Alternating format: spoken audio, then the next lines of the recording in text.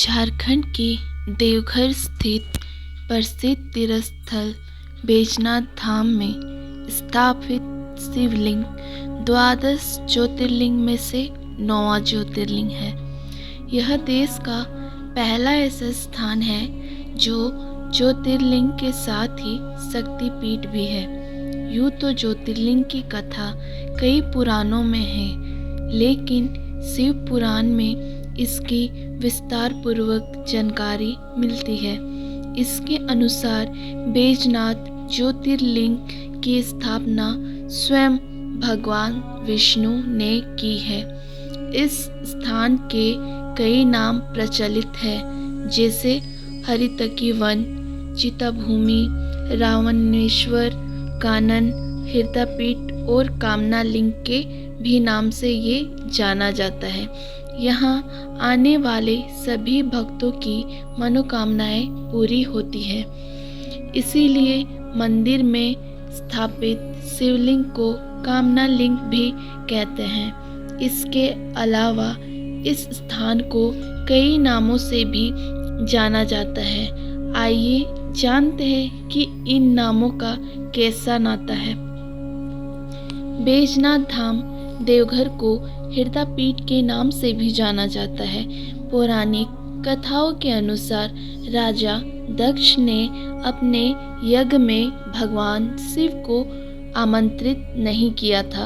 यज्ञ के बारे में जब सती जी को पता चला, तब वो जाने के बारे में जिद करने लगी। तो शिव जी ने कहा कि बिना निमंत्रण कहीं भी जाना उचित नहीं।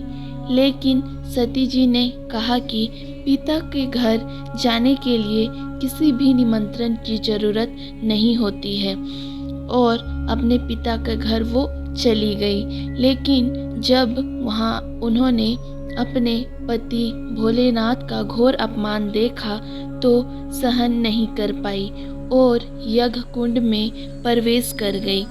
सती की मृत्यु की सूचना पाकर भगवान शिव अत्यंत क्रोधित हुए और वह माता सती के शव को कंधे पर लेकर तांडव करने लगे।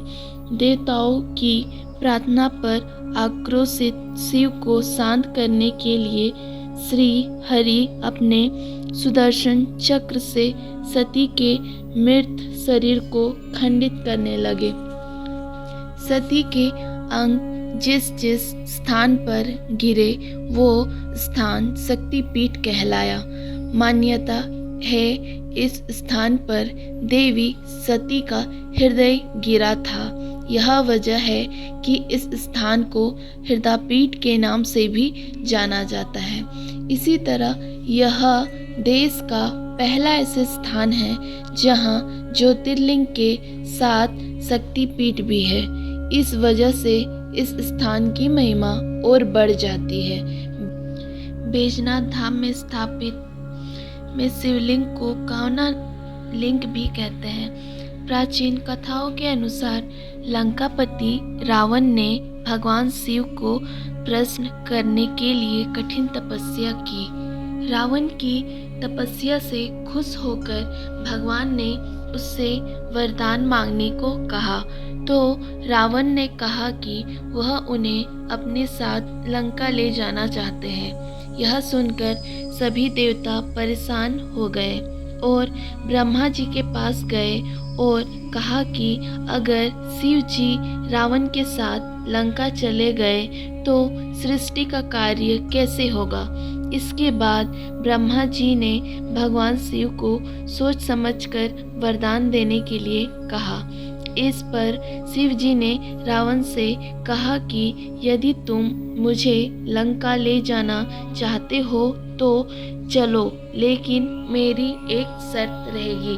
भगवान शिव ने रावण से कहा कि जहाँ भी मुझे भूमि स्पर्श हो जाएगी मैं वहीं स्थापित हो जाऊंगा। इस बात पर रावण सहमत हो गया। भगवान ने एक शिवलिंग का रूप धारण कर लिया। इसके बाद रावण शिवलिंग को लेकर जा रहा था। इसी दौरान भगवान शिव ने रावण को लघुशंका की इच्छा जगा दी। काफ़ी समय तक बर्दाश्त करने के बाद रावण ने एक चरवाहे को शिवलिंग पकड़ाकर लघुशंका करने लगा। इसी समय भगवान ने अपना वजन बढ़ा दिया और इससे चरवाहे ने रावण को आवाज़ लगाकर कहा कि वह अब इस शिवलिंग को उठाए नहीं रह सकता। रावण लघुशंका करने में व्यस्त होने के कारण सुन नहीं पाए। इधर चरवाहे ने शिवलिंग को जमीन पर रख दिया।